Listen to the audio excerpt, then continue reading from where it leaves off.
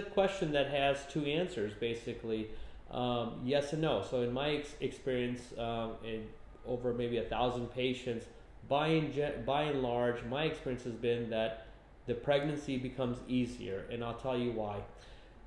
Most of the time, women who have fibroids that have pregnancy issues, it's because it's a physical limitation. So, you have a uterus that has the two fallopian tubes. The eggs come through the fallopian tubes, and the sperm comes in from the bottom of the uterus. And at some point, they have to meet.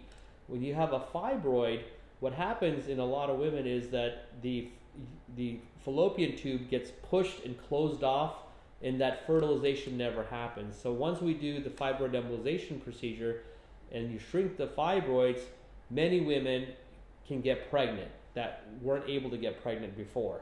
And I've had many, many patients who are in that category. Now there's a small category of women that can have a problem with miscarriages once you have the fibroid embolization procedure.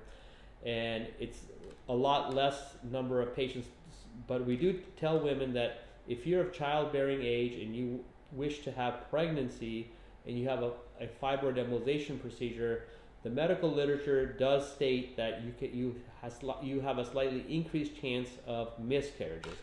So it's not a restriction in being able to get pregnant.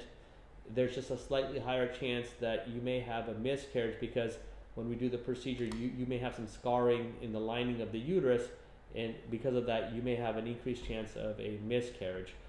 So to answer the question, my experience, pregnancy actually becomes easier, but there's a small number of patients who do have an increased risk of having a miscarriage after the embolization procedure, if that kind of makes sense.